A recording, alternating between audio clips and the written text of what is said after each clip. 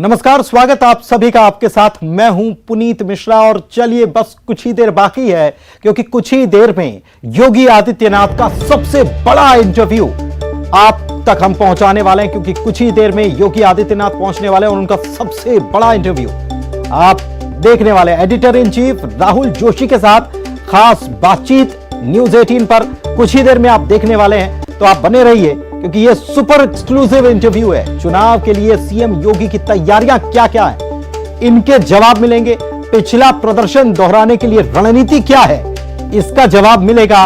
और यूपी में काबा, यह जब सवाल चलता है तो इसका जवाब भी मिलेगा कि यूपी में काबा, क्योंकि यूपी में होने जा रहा है विधानसभा का चुनाव। और विधानसभा का चुनाव ये सिर्फ एक राज्य का नहीं, 5 राज्यों में होने वाला है और यूपी सबसे बड़ा राज्य है, इसलिए निगाहें सभी की यहां पर टिकी हुई है। और यूपी में किसकी कितनी तैयारी, खासतौर पर बीजेपी क्या दोहराएगी अपनी जीत, इसका सवाल जो है, इस सवाल का जवाब भी पता चलेगा कि प्रदर्शन क्या बीजेपी दोहराने वाली है, और दोहराने वाली है तो उसके लिए रणनीति क्या है,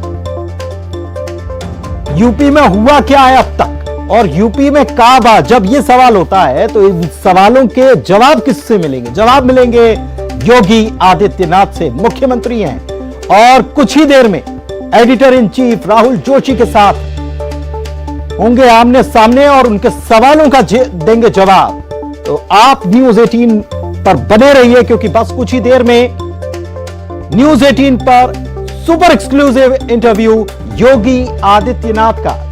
चुनाव के लिए सीएम योगी की तैयारी क्या है, पिछला प्रदर्शन दोहराने की रणनीति क्या है, यूपी में माहौल क्या है, यूपी में मुद्दे क्या हैं, लोगों को जो भरोसा दिया था, लोगों से जो वायदे किए थे, उन पर कितने खरे उतरे,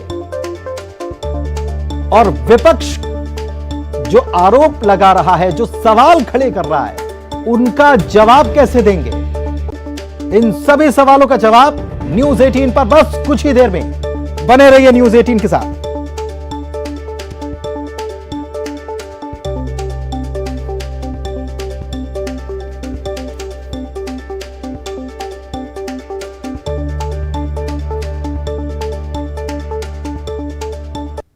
तो यह विधानसभा चुनाव जो यूपी में होने जा रहा है, ये विधानसभा चुनाव ही नहीं, बहुत कुछ तय करने वाला है। यह चुनाव 5 राज्यों में चुनाव हो रहे हैं, जिसमें सबसे बड़ा राज्य उत्तर प्रदेश, जहां पर सबकी निगाहें टिकी हुई हैं, जहां को लेकर हर कोई सवाल कर रहा है कि यूपी में चल क्या रहा है, यूपी में माहौल किसकी तरफ है, बीजेपी की कितनी ताकत नजर आने वाली है इस बार। ये सारी बातें हो रही हैं और इस बीच इन सारे सवालों का जवाब मिलेगा योगी आदित्यनाथ से कुछ ही देर में न्यूज 18 पर। इस बीच मध्य प्रदेश की खबरें आपको बता देते हैं। मुख्यमंत्री शिवराज सिंह चौहान ने जल जीवन मिशन में लाभान्वित ग्रामीण परिवारों से वर्चुअली संवाद किया। साथ ही सीएम ने ग्राम जल और स्वच्छता समिति के सदस्यों से भी बात की। जल जीवन मिशन में जिन जिलों के ग्रामीण परिवारों तक नल से जल पहुंचाया गया, उनमें से 16 जिलों के एक गांव को चुना गया। सीएम ने कहा है कि गांव के हर घर तक नल से पानी पहुंचेगा। सरकार जल जीवन मिशन के तहत 45,000 करोड़ रुपए की राशि खर्च कर रही है। सीएम ने यह भी कहा है कि 8,000 गांवों में जहां पानी का स्रोत नहीं मिला, वहां पर स्रोत तलाशी के बाद ही पानी की पाइपलाइन शुरू की जाएगी। क्वालिटी के साथ समझौता नहीं होगा। यह भी कहा है कि कोरोना को देखते हुए जो पाबंदियां लगाई गई थी, अब कोरोना की स्थिति जो है उसको देखते हुए बंदिशों को हटाने पर भी विचार सरकार करेगी।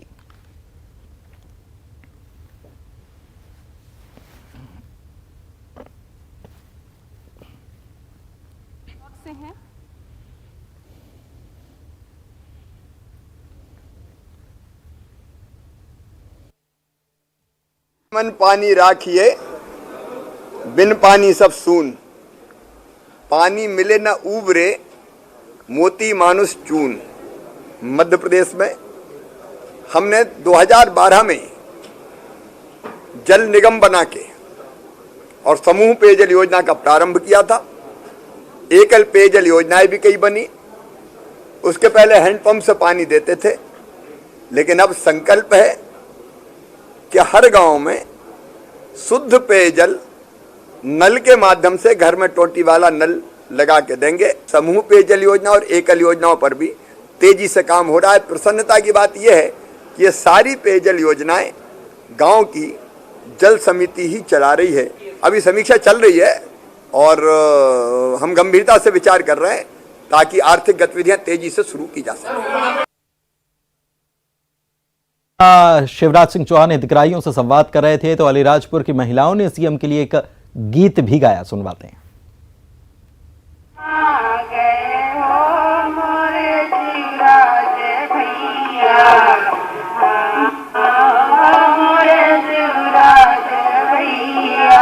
भारत में नाम कमा गए हो मोरे शिवराज भैया, मोरे शिवराज भैया। दामन गावने लगे भाई, दामन गावने लगे भाई, नले लगे भाई भैया, नले लगे भाई, नले लगे भाई भैया, नले लगे भाई। जनता की प्यार से बुझा गए हो मोरे शिवराज भैया, मोरे शिवराज भैया। जनता की प्यार से बुझा गए हो मोरे शिवराज भैया, मोरे शिवराज भैया। भारत में नाम कमा गए। इधर सीएम शिवराज ने आज पोषण अभियान के तहत सीहोर जिले के आंगनबाड़ी कार्यकर्ताओं को स्मार्टफोन का वितरण भी किया और वर्चुअली 1465 आंगनबाड़ी कार्यकर्ताओं को स्मार्टफोन दिए। सीएम ने कहा है कि महिला बाल विकास विभाग कुपोषण के स्तर में कमी करने में सफल रहा है। लगातार कोशिशों से हालात सुधर रहे हैं, फिर भी जब तक हर बच्चा स्वस्थ नहीं होगा हम चैन की सांस नहीं लेंगे।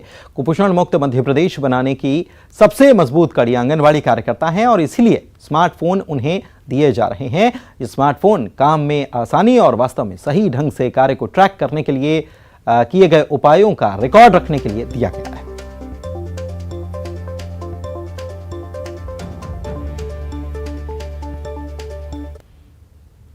इधर मध्य प्रदेश में शहरों के नाम बदलने को लेकर सियासत जारी है। मंत्री विश्वास सारंग ने होशंगाबाद का नाम बदलकर नर्मदापुरम करने के बाद अब राजधानी भोपाल का नाम बदलने की बात कही है। उन्होंने कहा है कि भोपाल का नाम बदलकर भोजपाल किया जाना चाहिए और इस बात की मांग वो पहले से उठाते रहे। इधर बीजेपी के विधायक रामेश्वर शर्मा भी इस पूरे मामले में आगे आ गए और उन्होंने ओबैदुल्लागंज का नाम रामगंज करने की मांग कर डाली और कांग्रेस ने इसे बताया है कि ये केवल और केवल कुछ नहीं, सियासत है।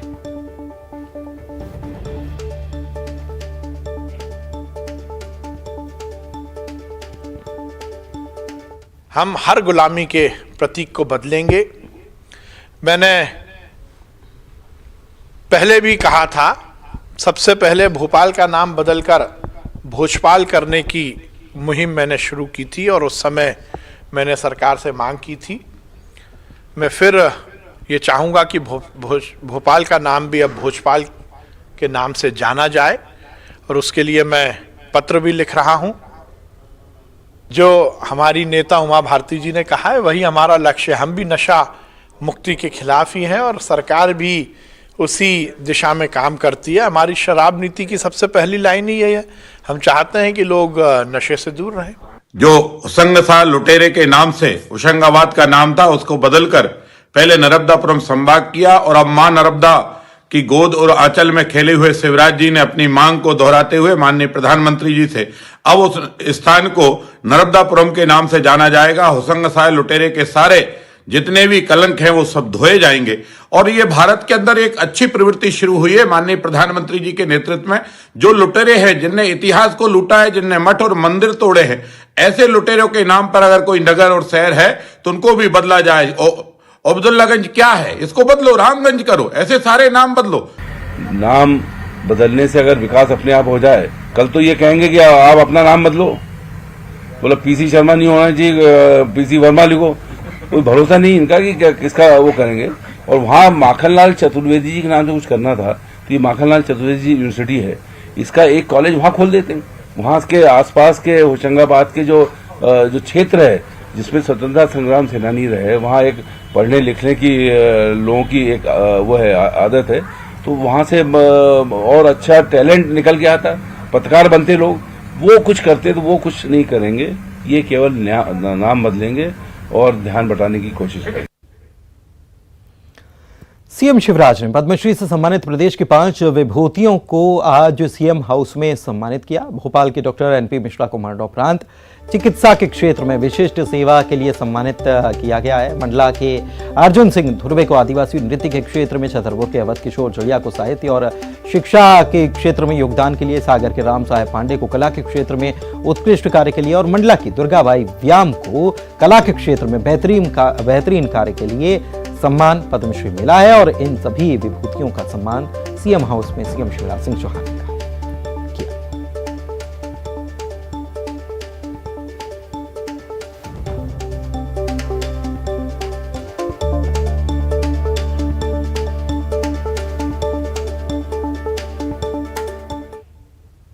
सीएम शिवराज ने पद्मश्री राम साहेब पांडे का सम्मान किया। पद्मश्री राम साहेब पांडे ने न्यूज 18 से बातचीत की और बताया कि वो बुंदेलखंड क्षेत्र से आते हैं और लिहाजा ये केवल उनका ही नहीं, मध्य प्रदेश बुंदेलखंड का भी सम्मान है। उन्हें राई लोक नृत्य को बढ़ावा देने के लिए सम्मान दिया गया है। हमारे साथ इस वक्त बात करने के लिए राम साहेब पांडे जी हैं, जिन्हें लोक नृत्य में अपने योगदान के लिए पद्मश्री से नवाजा गया है। हम उनसे बात करेंगे। राम साहब पांडे जी, बहुत स्वागत है आपका। कैसा आपको महसूस हो रहा है ये इतना बड़ा सम्मान मिलने के बाद में? हमारा बहुत सुंदर हो रहा है कि हमारे लाने ये बुंदेलखंड के लाने जो सम्मान मिला है, तो मैं तो एक चीज़ कहता हूँ कि ये सम्मान मेरे लाने नहीं मिला है, हमारे मध्य प्रदेश को, हमारे बुंदेलखंड को मिला है। हर व्यक्ति की इच्छा है कि हम ये हमारा बुंदेलखंड है, हर एक इच्छा है कि ये हमारा मध्य प्रदेश है। तो मैं अगर कहते कि हमको मिलो है तो नहीं, हमारी जनता जो हमारे संग कह रही है, तो हम तो उस जनता के भारी हैं कि जो हमको मिला है। तो हमारे बुंदेलखंड, हमारा मध्य प्रदेश, हमारे मध्य प्रदेश शासन ने हमको इतनी बार निर्दयी होती है, मध्य प्रशासन ने हमको शिखर सम्मान न दो हो, तो तुलसी सम्मान न दो हो, तो जो सम्मान कैसे मिला? तो हमारे मध्य प्रदेश शासन ने तो हमारे संगे पहलू करा। इधर पद्मश्री अर्जुन सिंह धुर्वे ने भी न्यूज 18 से खास बातचीत की। करने के लिए अर्जुन सिंह धुर्वे जी हैं, जिन्हें बैगा लोक कला को बढ़ावा देने के लिए पद्मश्री से नवाजा गया है। हम उनसे बात करेंगे और जानने की कोशिश करेंगे कि ये सम्मान मिलने के बाद आखिरकार उन्हें कैसा महसूस हो रहा है। आपको पद्मश्री से नवाजा गया है, ये कितना मायने रखता है आपके लिए? बहुत अभी तो मैंने घोषणा हुआ है, बाकी इसके लिए मैं बहुत खुश हूँ और बहुत अच्छा लग रहा है मेरी। मैं जानना चाहता हूँ कि आपने इस लोक कला को बढ़ावा। संघ लोक सेवा आयोग के साल 2019 की परीक्षा परिणाम एक बार फिर से कानूनी अड़चन में उलझ गए। सरकार के असंवैधानिक नियमों को वापस लेने के बावजूद उन्हीं नियमों के तहत परीक्षा परिणामों की सूची जारी कर दी गई। इस मामले को एक बार फिर से हाईकोर्ट में अभ्यर्थियों की ओर से चुनौती दे दी गई। हाईकोर्ट ने सुनवाई करते हुए राज्य सरकार और पीएससी को नोटिस जारी कर जवाब मांगा है। खंडपीठ ने सुनवाई की और पीएससी के अधिवक्ता ने स्पष्ट रूप से कोर्ट में कहा कि हाँ, इन परीक्षाओं के रिजल्ट में इम्प्यून रूल लागू किए गए हैं। माननीय न्यायालय द्वारा कहा कि जो नियम असंवैधानिक थे उनको आपने अप्लाई किया है, जबकि आपको इसमें रीवर्क करना चाहिए था, अर्थात जो प्रारंभिक परीक्षा 2019 है उसको निरस्त करके एग्जिस्टेंस रूल जो है उसके तहत आपको रिजल्ट जारी करना चाहिए थे। कोर्ट ने माना कि आपने जो अप्लाई किया है संवैधानिक है और 2 दिन के अंदर आप इसमें रिप्लाई दें, और प्रकरणों की सुनवाई 8 फरवरी को माननीय न्यायालय द्वारा निर्धारित की है। और रुक रहे हैं यहां एक छोटे से विराम के लिए। जल्द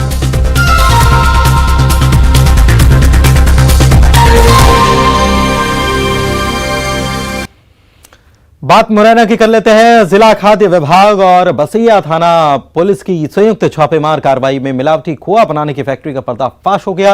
यहां पर 150 किलो मावा, 120 लीटर सपरेटा दूध और बाकी सामग्री जब्त की गई। डूंगरपुर लोधा गांव ये फैक्ट्री चल रही थी। फैक्ट्री के संचालक के खिलाफ मामला दर्ज कर टीम मामले की जांच में जुटी है। सैंपल ले लिए गए।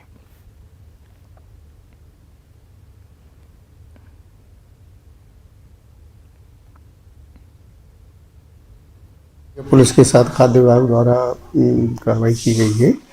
भोलेनाथ डेयरी जो जीगनी में स्कूल के सामने थी, वहाँ मावा का निर्माण होता था और मावा का निर्माण उस समय चल रहा था और डेयरी परिसर में 7 लीटर की लगभग रिफाइंड उसमें पाया गया और रिफाइंड से मिलाकर वो मावा बनाने का उसने बताया। डेयरी परिसर से अपन ने रिफाइंड का, मावा का और सेपरेटर दूध का बने उससे सैंपल लिया है, जो जाँच के लिए भेजा जा रहे हैं।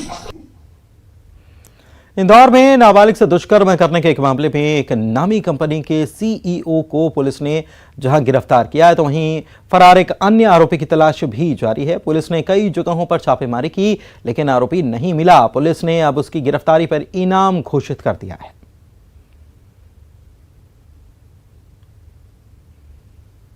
इस संबंध में भी अपनी प्रक्रिया रहती है। कोई भी शासकीय कर्मचारी के विरुद्ध अगर एफआईआर दर्ज होती है और फरार होता है तो विभाग के द्वारा कार्रवाई उसके विरुद्ध की जाती है। उसके लिए भी पत्र वहाँ लिखा जा रहा है। अधिकारी सर कोई इनाम घोषित किया गया हो इस पे? 5,000 का इनाम घोषित किया जा रहा है इसमें, ताकि उसको पकड़ा जा सके।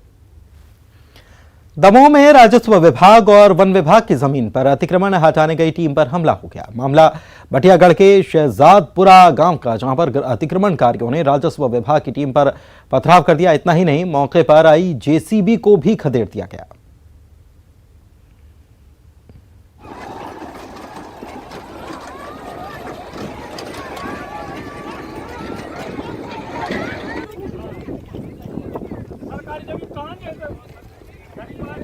कुछ 1-2 लोगों ने पथराव किए, उस पर कार्रवाई करेंगे। झड़प भी हुई थी मैम बीच में, पथराव के बीच में टीआई साहब भी थे। उन लोगों को समझाया है, उनके खिलाफ कार्रवाई करेंगे। बुरहानपुर में एक फैक्ट्री मालिक की पत्नी से ऑनलाइन ठगी की वारदात हो गई। अज्ञात आरोपी ने मैच्योर हो चुकी पॉलिसी में ईमेल आईडी, मोबाइल नंबर बदलकर करीब 10 लाख रुपए बैंक खाते से ट्रांसफर करा लिए। शिकायत पर एसपी ने साइबर सेल और बैंक की मदद से 7.5 लाख रुपए फ्रीज कराने में कामयाबी हासिल की। जब पुलिस अज्ञात आरोपी के खिलाफ मामला दर्ज कर उसकी तलाश में जुटी हुई है। एसपी ने लोगों से अपील की है कि किसी भी हालत में अपने ओटीपी नंबर, आधार कार्ड, पैन कार्ड अज्ञात व्यक्तियों से शेयर न करें।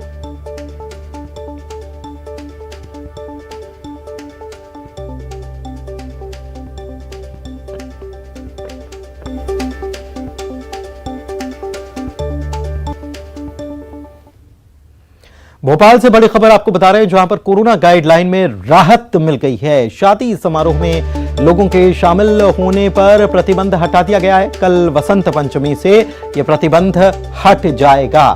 शादी समारोह में 250 लोगों के शामिल होने का प्रतिबंध था, कोरोना को देखते हुए लगाया गया था, लेकिन अब यह हट जाएगा।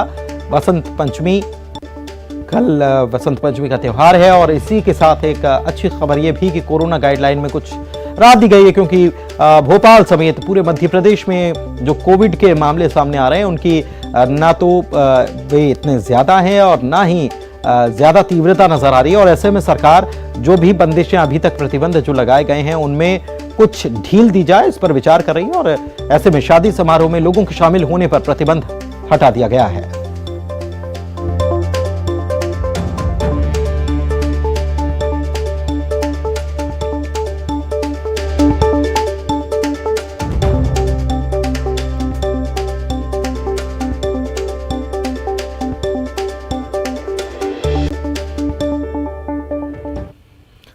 इंदौर में बदमाश अब दहशत फैलाने और दूसरे गैंगों को चुनौती देने के लिए सोशल मीडिया का सहारा ले रहे हैं।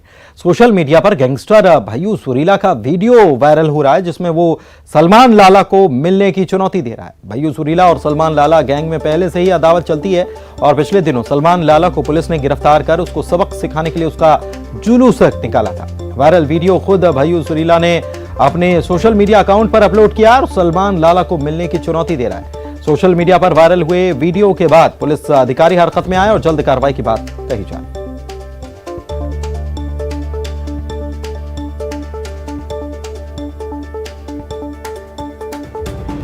कोई भी व्यक्ति कानून अपने हाथ में लेता है या कोई अपराध करता है तो उसके विरुद्ध कार्रवाई की जाती है। अमुक जो प्रकरण बता रहे हैं इसमें भी कोई कानून का वायलेशन मिलेगा तो कार्रवाई की जाएगी और अच्छी कार्रवाई।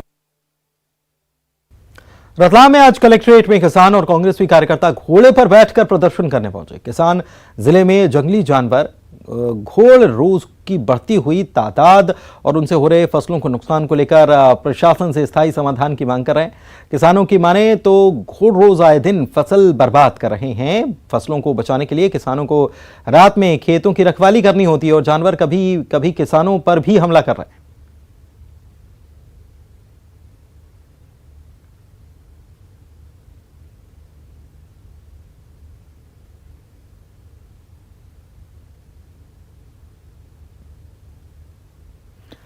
नीलगाय की समस्या है और नीलगाय की समस्या को लेकर इसके पहले भी अगर बात करें तो नीलगाय की समस्या न केवल रतलाम बल्कि मंदसौर और उसके आसपास के जो जिले हैं वहां के किसान जो हैं अमूमन इनसे परेशान रहते हैं और तमाम प्रयास किए जा चुके हैं। एक बार फिर से रतलाम में किसान जब परेशान हुए तो उन्होंने अनोखा तरीका अपनाया और घोड़े पर बैठकर पहुंचे प्रदर्शन करने।